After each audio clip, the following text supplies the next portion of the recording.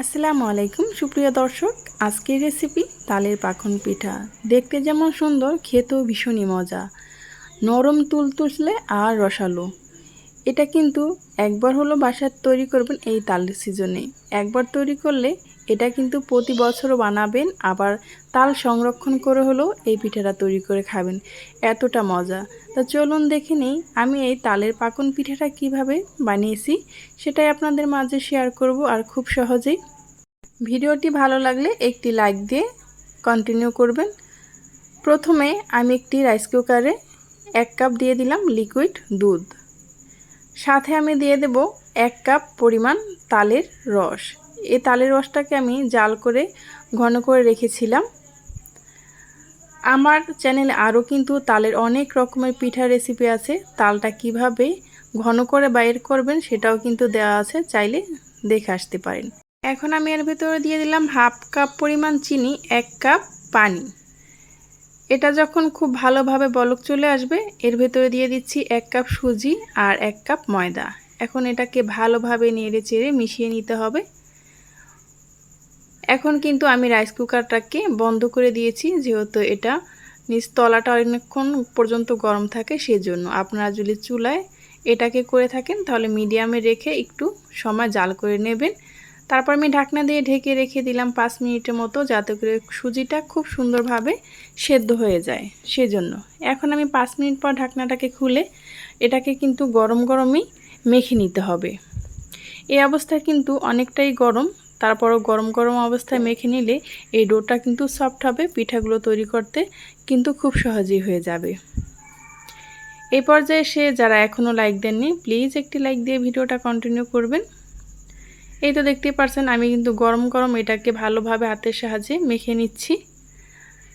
এখন আমি এই ডো থেকে ছোট ছোট করে একটু লিচি কেটে নিচ্ছি। দেখতেই পাচ্ছেন আমরা যেরকম রুটির ডো তৈরি করি ওরকমই এভাবে করে আমি সবগুলো লিচি কেটে নিলাম। তারপরে আমি এটাকে গোল গোল করে এরকম বলের মতো তৈরি করে নিয়েছি।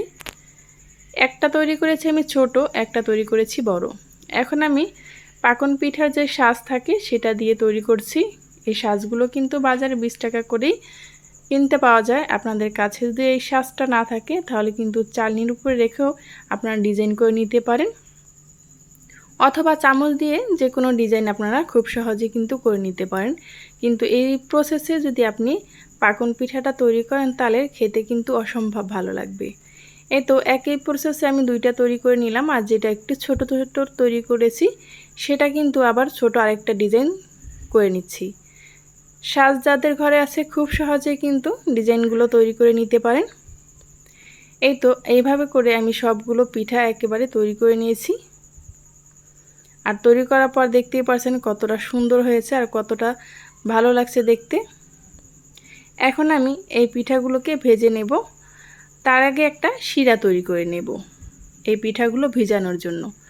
এখানে আমি দিয়ে দেব 3 কাপ পরিমাণ পানি, আর দিয়ে দেব 1 কাপ চিনি, সাথে দিয়ে দেব আমি 3টা এলাচ থেতো করে সুন্দর একটা ঘ্রাণ বের হওয়ার জন্য।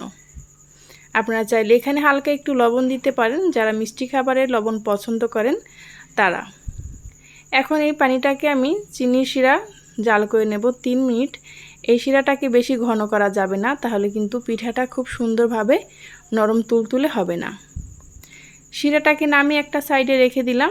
একটি ফ্রাই প্যানে দিয়ে দিলাম পর্যাপ্ত পরিমাণ তেল পিঠাগুলো ভেজে নেওয়ার জন্য। পিঠাগুলো কিন্তু ভাজতে হবে, তেলটা হালকা যখন গরম হয়ে আসবে তখনই কিন্তু পিঠাগুলো দিয়ে দিতে হবে। আর মিডিয়ামে রেখে এই পিঠাগুলোকে ভেজে নিতে হবে, যাতে করে একদম ভেতর পর্যন্ত খুব সুন্দরভাবে ভাজা হয়ে যায়। তা না হলে কিন্তু শিরার ভিতরে দিলে ভিতরে যদি কাদা কাদা থাকে নরম হবে না এবং খেতেও ভালো লাগবে না, একদম সেদ্ধ করা আটার মতো লাগবে। সেজন্য মিডিয়ামে জালটাকে রেখে তারপরে পিঠাগুলো কিছু সময় ধরে ভাজতে হবে। দেখতে পাচ্ছেন আমি পিঠাগুলোকে খুব আলতোভাবে একটু নেড়ে চেড়ে দিচ্ছি, আর অবশ্যই বারবার একটু উল্টে পাল্টে দিতে হবে, তাহলে একদম পিঠার এই পাশ ও পাশ খুব ভালোভাবে ভাজা হবে। অনেক সময় দেখা যায় পিঠা এক পাশ লাল হয়ে গেলে তারপর অন্য এক পাশ উল্টিয়ে দেন, এটা করবেন না। একটু বারবার উল্টিয়ে পাল্টিয়ে ভাজার চেষ্টা করবেন, তাহলে পিঠাগুলো খুব সুন্দরভাবে ভাজা হবে। এই তো দেখতে পাচ্ছেন আমি কিভাবে করে পিঠাটাকে লাল লাল করে ভেজে নিয়েছি। ঠিক এভাবে করেই আমি সবগুলো পিঠা ভেজে নেব। এখন আমি পিঠাগুলোকে উঠিয়ে নেব তেল ঝরিয়ে।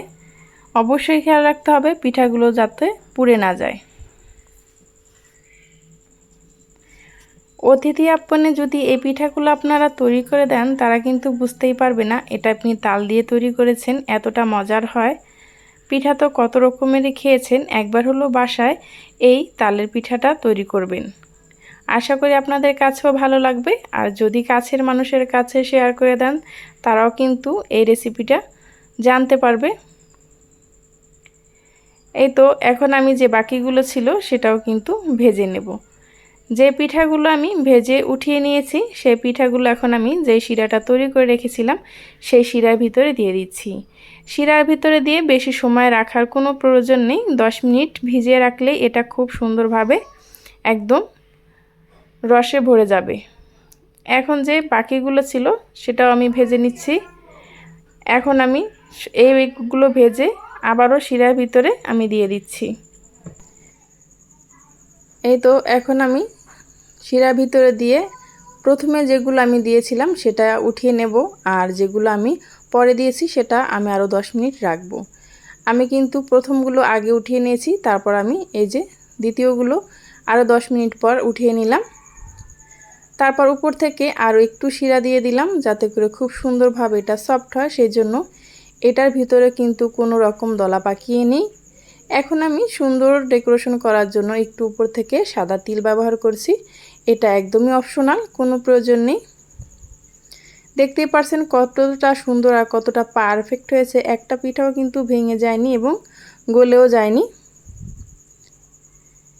এখন আমি এটাকে একটু আপনাদের কেটে দেখাচ্ছি এটা ভেতরটা কতটা সফট আর কতটা নরম হয়েছে। যারা আমার এই ভিডিওটি ফেসবুক পেজ থেকে দেখছেন চাইলে আমার পেজটি ফলো দিয়ে রাখতে পারেন। এই তো দেখুন পিঠাটা ভেতরটা কতটা সুন্দর আর কতটা সফট হয়েছে, একদম কিন্তু দলা পাকিয়ে রয়নি। এই পর্যন্ত যারা আমার সাথে ছিলেন তাদেরকে জানিয়ে অসংখ্য ধন্যবাদ। পরবর্তী ভিডিও পর্যন্ত ভালো থাকবেন। আল্লাহ হাফেজ।